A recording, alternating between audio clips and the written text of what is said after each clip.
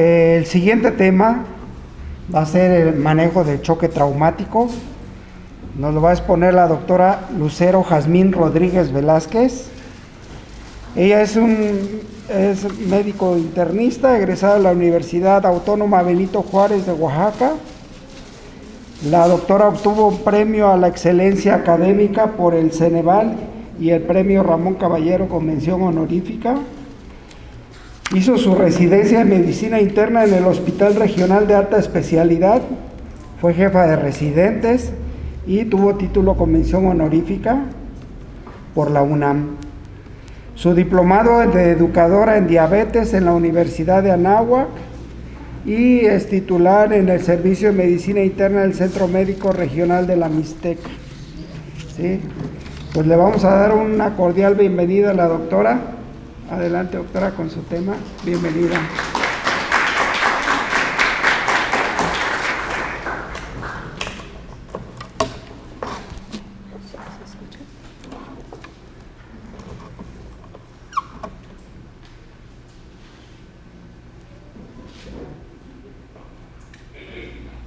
Buenos días, yo les voy a presentar el tema manejo del estado de choque, más enfocado al choque hemorrágico, ya que este congreso es en base a choque de origen traumático y lo más común es el choque de origen hemorrágico.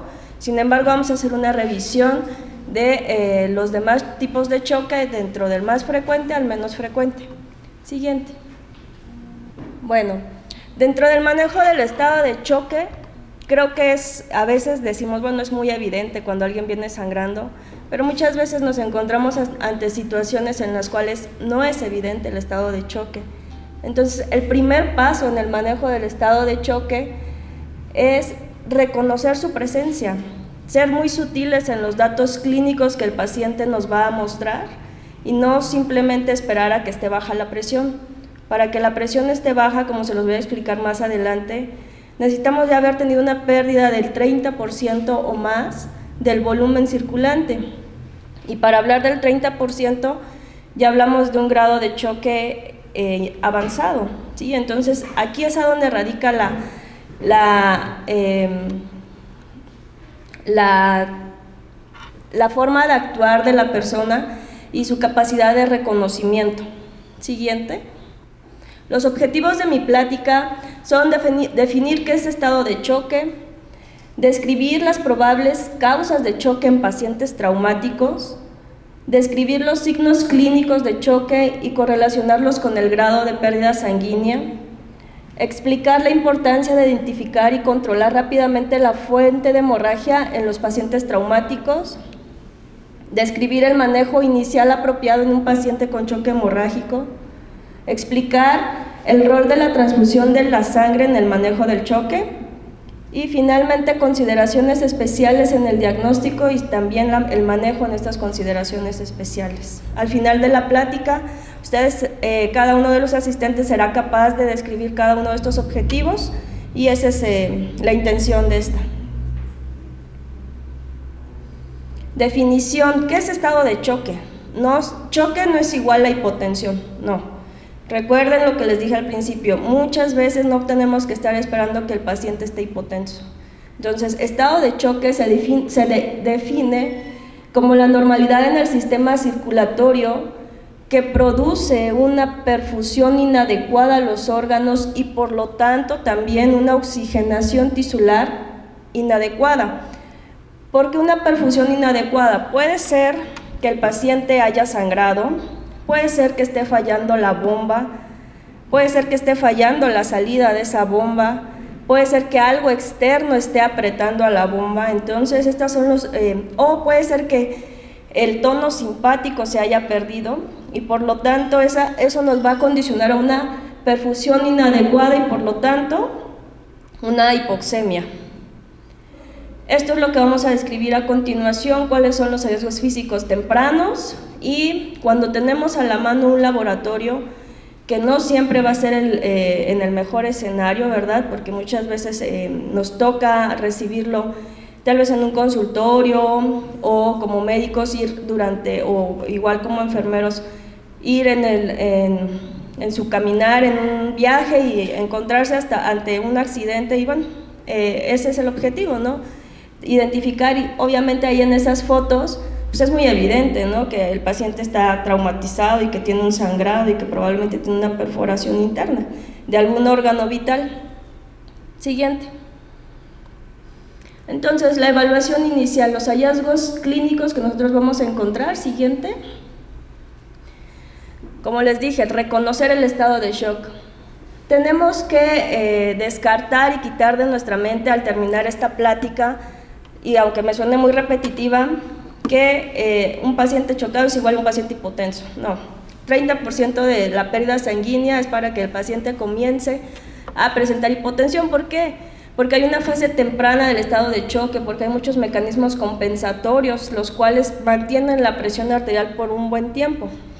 Entonces, nosotros debemos estar atentos y poner especial atención en la frecuencia cardíaca.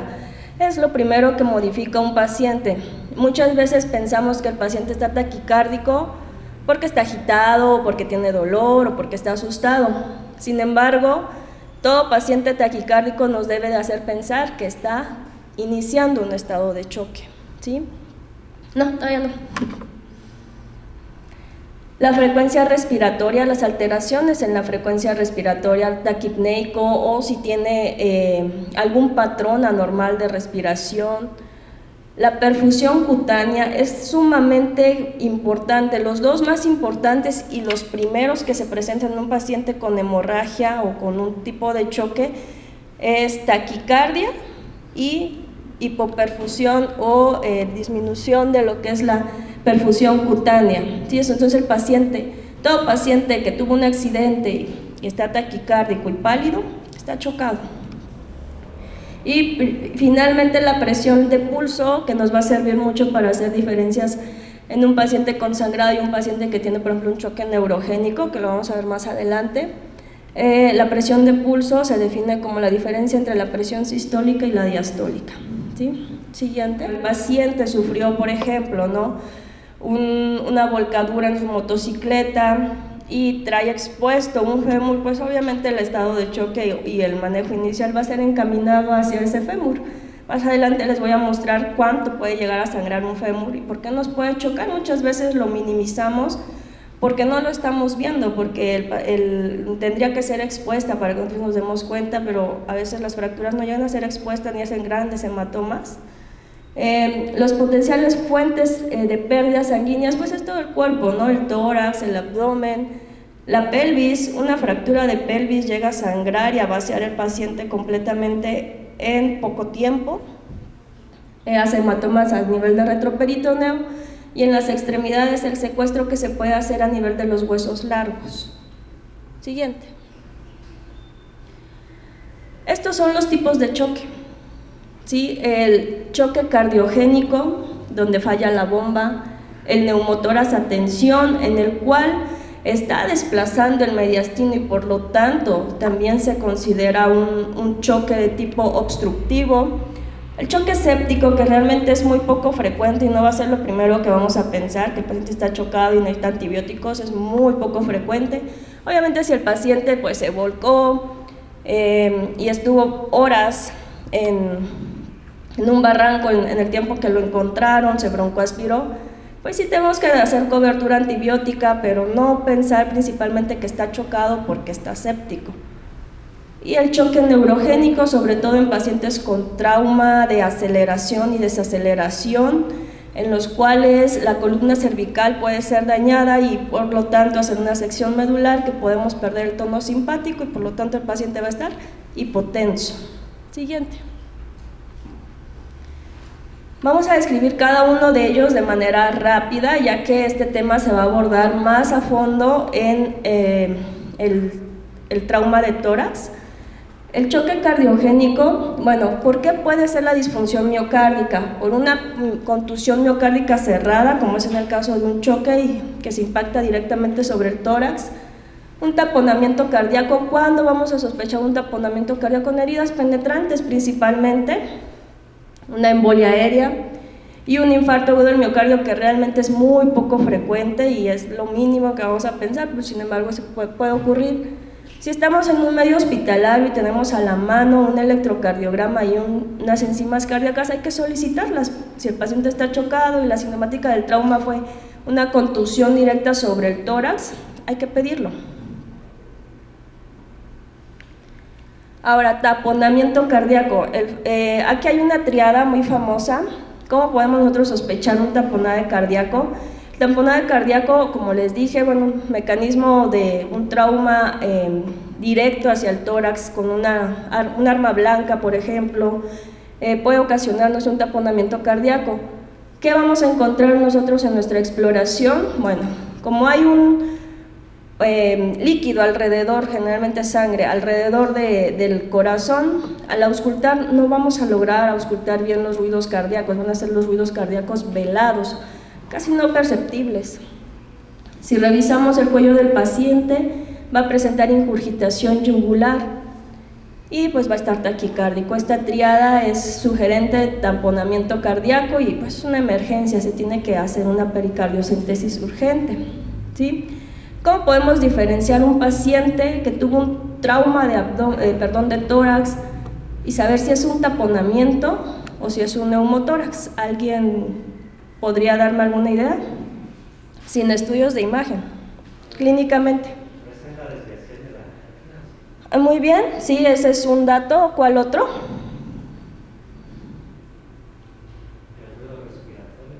El ruido respiratorio, exacto. ¿Qué vamos a encontrar en la exploración en el tórax?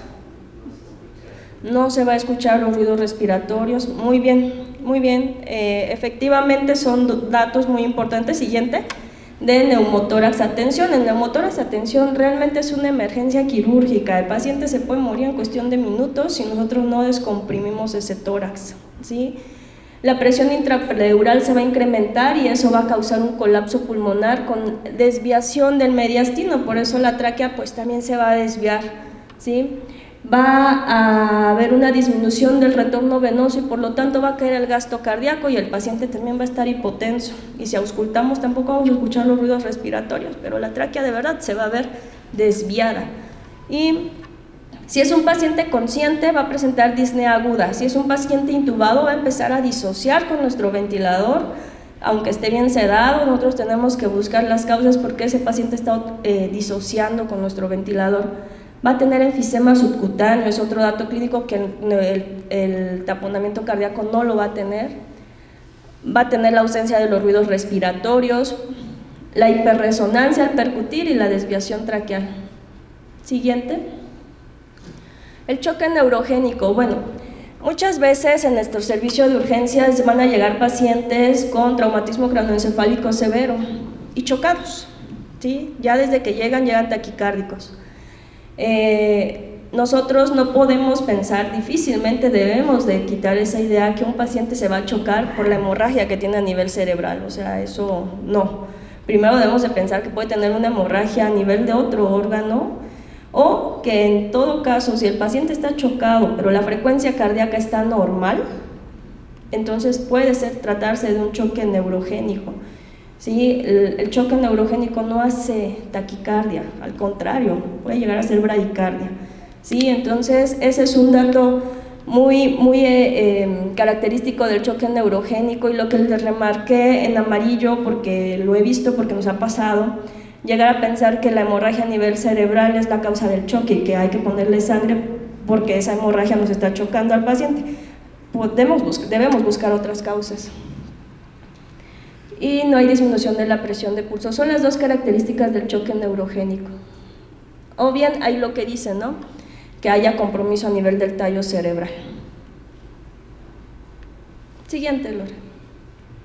Bueno, esto fue un panorama general de lo que son los tipos de choque y su descripción con puntos muy puntuales para que queden ideas claras y se lleven pues esta plática sea lo más que les sirva mucho, ¿sí? Entonces ahora nos vamos a enfocar a lo que es el choque hemorrágico. Ese es el objetivo más importante de mi plática. La hemorragia va a ser la causa más común de choque en el paciente traumatizado. Antes de un choque de origen neurogénico, tamponada, neumotórax, el paciente generalmente va a perder mucha sangre y esa es la causa del choque. Esto es muy importante y esta diapositiva me pareció muy importante ponerla porque a pesar de que ya estamos en el siglo XXI, las personas jóvenes se siguen muriendo por hemorragia. O sea, antes se morían porque estaban en la guerra y pues no había cómo hacerle y por eso fallecían, ¿no? Por hemorragias, por heridas que podían presentar, pero actualmente todavía se siguen muriendo por eso. Sí, aún estando en un medio hospitalario de tercer nivel, se siguen falleciendo y es la principal causa de muerte prevenible. ¿Por qué? Porque si nos damos cuenta a tiempo, de verdad muchas vidas se pueden salvar. La principal causa de muerte en el trauma, potencialmente prevenible, y una de las principales causas de muerte en la población de 44 años es esta, la hemorragia, secundaria a un trauma. Los traumatismos son la principal causa. La mitad de los pacientes, dependiendo de qué tan intenso haya sido ese traumatismo, va a fallecer en el lugar donde fue el accidente. El 30% va a morir durante el inicio de la hospitalización o en su traslado y llegar al hospital. Y el 20% puede llegar a fallecer por las complicaciones que pudiera suscitar posteriormente. Esta es una clasificación del estado de choque, ya es bastante antigua, ya es muy repetitiva y yo la puse con fines didácticos, sin embargo no la considero muy útil, ya que muchas veces nos enfocamos en clasificar a un paciente, en qué grado de choque está o cuánto habrá perdido de sangre. Perdemos tiempo, ¿sí? O sea, nosotros debemos mejor enfocarnos a dónde está la hemorragia y parar la hemorragia. Ese es el objetivo principal. ¿De acuerdo? Siguiente. Es lo que les decía, no es peligroso esperar a que el paciente traumatizado sea clasificado en un grado fisiológico y decir, pues creo que está en un grado 3 y pues le toca ya sangre o le toca todavía solución. No, perdemos tiempo importante. ¿Sí? Lo más importante y nuestro objetivo siguiente del choque hemorrágico es controlar la hemorragia y reponer esa sangre. Ese es el objetivo y a eso debe ir enfocado nuestro tratamiento. Esta diapositiva también es muy importante para todos los asistentes. Considero que tiene información importante y valiosa, ya que es lo de diario, ¿no? Los pacientes, las personas que se desplazan, sobre todo en motos, pues sufren constantemente accidentes y lo que más se fracturan son el fémur y el húmero, ¿no? Y a veces la pelvis. Bueno, nosotros podemos minimizar esas pérdidas sanguíneas cuando se lesiona una parte blanda, un músculo o un hueso y no está expuesta a la fractura. Nosotros no ponemos mucha atención en eso realmente. Y hay dos formas en las cuales pueden perder sangre. La primera es dentro del sitio de la lesión, hacen unos hematomas bastante grandes de estos pacientes. Y se dan cuenta cuánto puede llegar a sangrar un húmero o una tibia, 750 mililitros, ¿sí? Ya, si lo clasificamos en la tabla anterior de los grados de choque, ya es un grado 3, ¿sí? Solamente por su tibia, y muchas veces eso lo hacemos como menos, ¿no? El fémur, 1500, o sea, 1,5 litros, de verdad un fémur que no se corrige a tiempo nos va a chocar al paciente, ¿sí? La pelvis, bueno, esa vacía al paciente, varios litros. Si hablamos de que el cuerpo más o menos de un hombre promedio de 70 kilos tiene 5 litros de sangre, ya su fémur sangró 1,5, y si tiene fractura de pelvis, hacen unos hematomas retroperitoneales, los cuales no vamos a ver, ¿sí? Si no tenemos un estudio de un FAS, por ejemplo, o una tomografía, vamos a perder tiempo y vamos a perder el paciente. Realmente el paciente va a fallecer, no nos va a dar tiempo. Hay situaciones especiales, como los dijo el doctor Orduña, los obesos y los ancianos. ¿Por qué? Porque estos llegan a perder también. Hay fuga capilar, siguiente, Lore. Hay fuga capilar y el tejido adiposo llega a almacenar demasiado de esta fuga capilar y no nos damos cuenta, ¿sí? Entonces los pacientes obesos se pueden empezar a chocar y no darnos cuenta porque hacen como un secuestro, por así decirlo, ¿sí? Y el edema tisular, que es la otra forma de que las lesiones de partes blandas van a comprometer al paciente. Entonces, el peligro latente es la pérdida de sangre, puede ser subestimada en lesiones de partes blandas de obesos y ancianos, ¿sí? raspones que están sangre y sangre, heridas en los traumatismos craneoencefálicos donde hacen escalpe, también pueden chocar a un paciente y no podemos darnos cuenta o minimizarlo, ¿sí? ¿Qué debemos de hacer? Pues evaluar, darnos cuenta y aplicar vendajes con el fin de controlar el sangrado, con presión directa y cierre temporal. Podemos hacer una sutura nada más, no con fines estéticos, ni no, o sea, nada más para que se pare el sangrado. Debemos de reevaluar, siempre la reevaluación de las heridas, limpiarlas, cerrarlas, ya una vez estabilizado el paciente, ¿verdad? Esto es igual datos clínicos, los que ya les dije al principio, de cómo podemos evaluar a un paciente en estado de choque, la hipoperfusión, la taquicardia, ya estábamos checando lo que es la orina, la oliguria nos habla de hipoperfusión a nivel renal, el estado mental nos puede hablar de dos cosas, o que el paciente tiene un traumatismo craneoencefálico severo, o que el paciente está hipoperfundido a nivel cerebral, ¿sí? Y las dos causas nos van a dar confusión o una alteración en el estado de conciencia. Siguiente.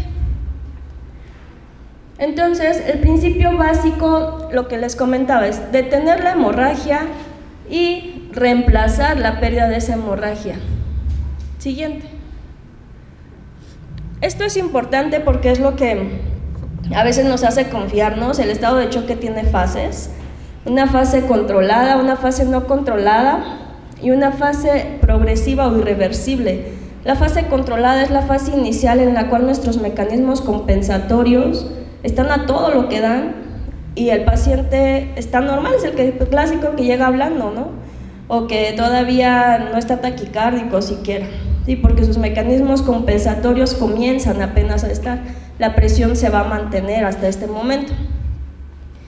Posteriormente pasamos a una hipotensión, una presión arterial sistólica menor de 90, ¿sí? Que persiste después de 10 minutos, el paciente está chocado, ¿sí? Hay que buscar de dónde está sangrando. Y ya el estado irreversible es donde ya el paciente tiene una vasoconstricción prolongada y hay una hipoperfusión, como lo veíamos en la definición, y finalmente se transforma en un choque vasodilatado y finalmente entra el paciente en un estado de coagulopatía y puede fallecer. La fase precoz, siguiente. En la fase precoz nosotros ¿qué tenemos que hacer? El ABCD, la vía aérea, que siempre va a ser lo más importante, nuestra saturación meta. En un paciente traumatizado debe ser 95%. Si no tenemos esa saturación, debemos ponerle puntas nasales o el oxígeno que requiera para alcanzar esa saturación meta. La circulación. En un medio prehospitalario nosotros tenemos que hacer vendajes que hagan presión en el sitio.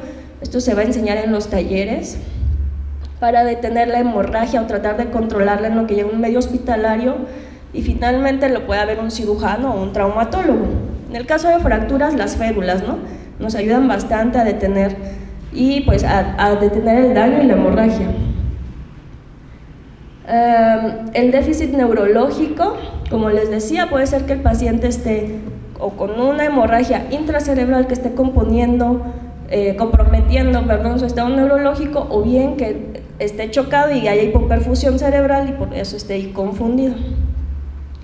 La exposición. En un abordaje inicial nosotros tenemos que desvestir al paciente completamente y verlo de arriba, desde la cabeza hasta los dedos de los pies y adelante y atrás, ¿sí? Moviéndolo en bloque con el cuidado que esto implica, pero revisar todo.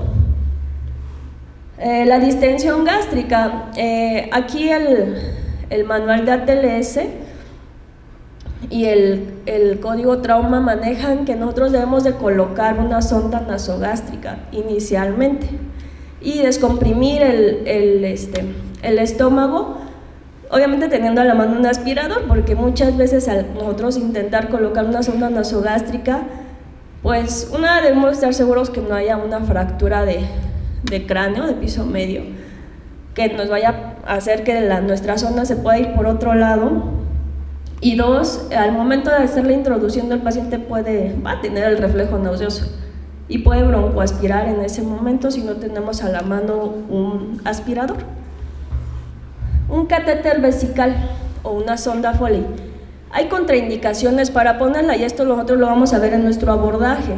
Si el paciente presenta sangre a través de la uretra, es contraindicación para poner una sonda Foley. Si el paciente presenta un hematoma a nivel de la pelvis o de la uretra, también es contraindicación para poner una sonda Foley. ¿Por qué? Porque puede haber una lesión de uretra y al intentarlo poner nosotros nuestra sonda, crear una falsa vía y traumatizar aún más. Entonces esas son las contraindicaciones. Del resto se tiene que poner una sonda Foley de inicio para que nosotros podamos medir nuestro gasto urinario. Bueno, en el control de la hemorragia, como ya suena muy repetitivo, pero en serio sí se nos puede llegar a pasar dónde es el sitio de sangrado y activar la medida terapéutica encaminada a detenerla. Casi siempre van a ser quirúrgicas. Siguiente. Realizar un ECOFAST si es que está accesible a nuestro hospital o a nuestro medio donde nosotros laboramos o donde nos toque atender a un paciente politraumatizado. ¿Por qué? Porque la presencia de líquido libre, ya no hay que buscar de dónde viene ese líquido, o sea, el paciente tiene una lesión interna y hay que meterla a un quirófano y hacer una LAPE para explorar. La revisión son los espacios que vimos en la diapositiva del doctor Orduña, donde son el espacio periepático, hepatorrenal, periesplénico y pericárdico, ¿sí? Si tenemos un operador experimentado, porque esto es operador dependiente, en 2 minutos tenemos un diagnóstico. Si tenemos un cirujano en 10 minutos tal vez, hablando así en un medio ideal, ya está pasando, ¿verdad? A quirófano. Siguiente. Esto es muy importante y creo que también lo minimizamos mucho. Nos vamos más a la presión arterial, nos vamos más a la frecuencia cardíaca, pero casi nunca nos fijamos en la temperatura, o sea, o la vemos, o decimos, pues tiene 35, ajá, y luego hacemos algo, pues le ponemos una lamparita, ¿no? Y una cobija, pero no, o sea, hay más cosas que hacer por ese paciente, porque la hipotermia, que se define como la temperatura corporal menor a 35 grados, trae muchas complicaciones que finalmente pudimos haber parado la hemorragia, pudimos haber estabilizado transitoriamente al paciente, pero la hipotermia sí nos va a llevar a un estado de coagulación intravascular diseminada y el paciente puede fallecer por eso. Bueno, la transfusión, ¿qué es lo que nosotros hacemos? ¿Por qué el paciente se pone hipotérmico? Por el medio ambiente, muchas veces son pacientes que tardan mucho en auxiliarlos y el medio ambiente lo puede poner hipotérmico. Segunda, nosotros al ponerle los cristaloides, el riesgo que llevamos es también generar hipotermia porque tal vez la temperatura de esa solución debe de ir, como ya lo había mencionado el doctor Miguel, un poco por arriba, debemos de calentarla, ¿no? Debemos de entibiarla para poderla pasar al paciente y de esta manera prevenir la hipotermia. Igual la sangre.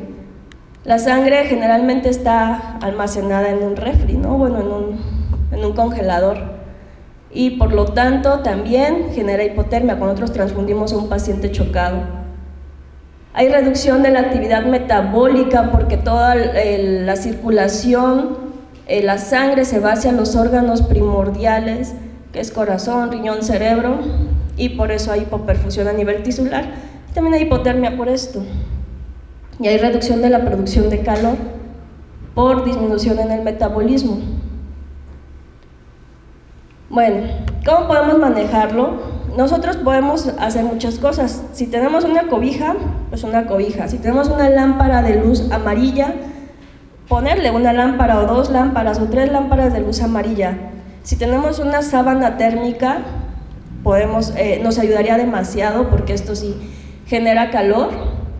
La temperatura ambiente, si la sala de choque en el cual llega el paciente tiene aire acondicionado y podemos establecer que la temperatura ambiente esté a 29 o 30 grados, también va a ayudar. Y la transfusión de hemoderivados en esa temperatura. Siguiente.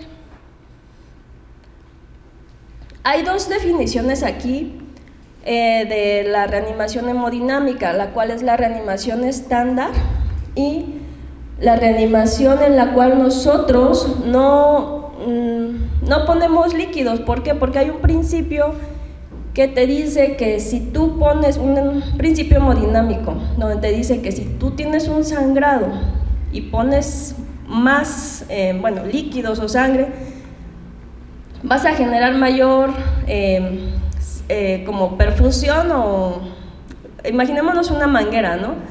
Y esa manguera tiene una fuga y nosotros le echamos más agua, pues va a haber más fuga. Ese, según es el principio de esa reanimación, donde nos dice que primero debemos de parar la hemorragia y después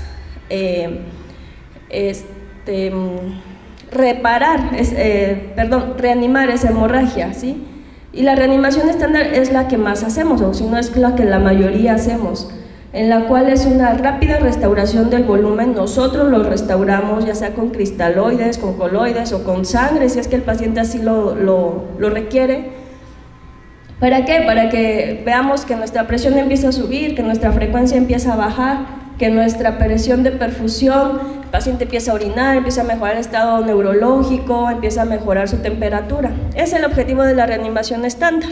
Y ahorita les voy a decir cómo hacerla.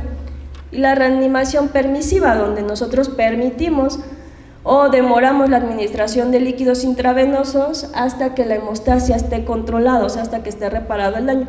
Esta ya generalmente no se hace, hacemos más la reanimación estándar, pero es importante saberlo. Bueno, ¿con qué vamos a reparar o a reanimar a un paciente? Con soluciones cristaloides isotónicas. Lo que nosotros tenemos que ver actualmente es si el paciente es respondedor a esos líquidos, ¿no? No pasar más de 2 litros como reanimación, porque a veces pasamos hasta 5, 6, 7 litros y generamos hipotermia, ya lo vimos, o generamos hipercloremia, generamos mayor fuga capilar, más daño al glucocálix. Entonces, 2 litros, ¿sí? Como reanimación inicial. Si con 2 litros el paciente no mejora y todavía no va a pasar a quirófano porque no podemos detener la hemorragia, pues sangre, le toca sangre, ¿vale? Y plasmas. Siguiente. La reposición de volumen.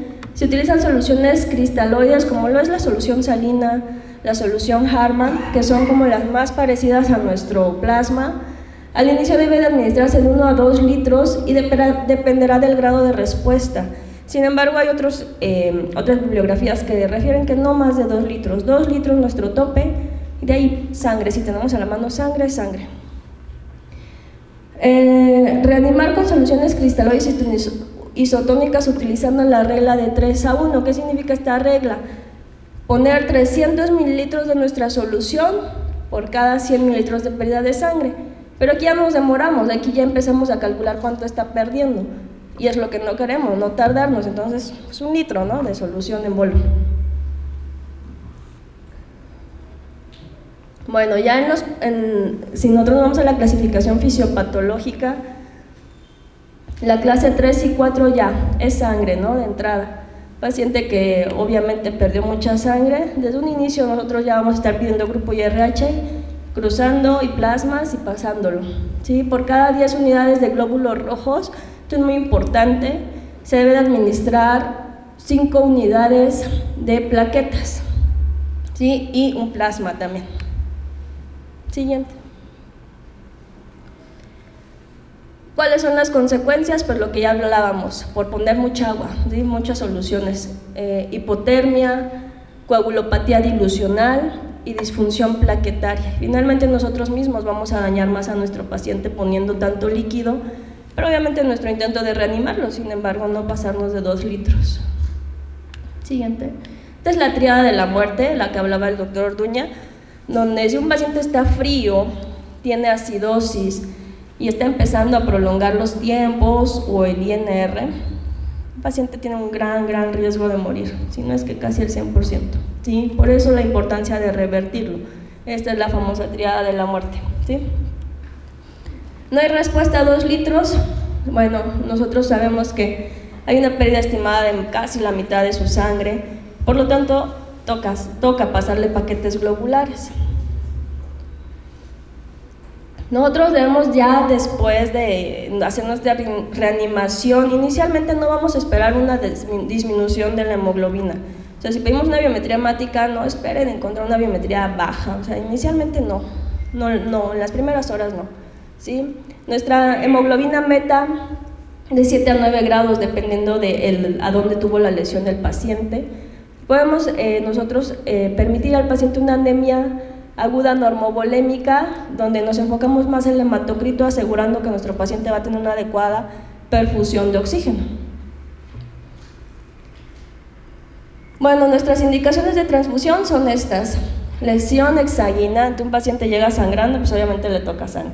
Lesiones sangrantes con inestabilidad tras carga de volumen de 2 litros, le toca sangre. Pusimos líquidos 8, ¿sí? Y siempre que sea 7, siempre le toca sangre.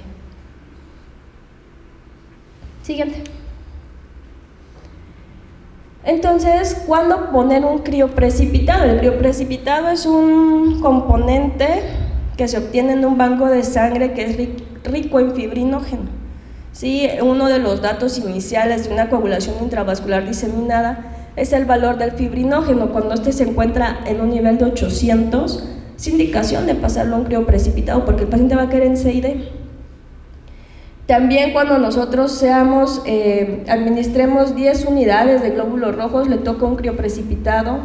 ¿Y cómo se calcula? 2 unidades por cada 10 kilos de peso del paciente. Siguiente. Plasma fresco, después de 6 paquetes globulares le toca un plasma fresco. Después de 10 paquetes le toca 5 unidades de plaquetas. El plasma fresco se calcula así, 30 mililitros por kilo, hasta que los tiempos de coagulación sean normales. Y elevan de 10 a 25% los factores de coagulación, y el tiempo de vida media de un plasma en la sangre son 6 horas, ¿sí? Más de eso ya se pierde.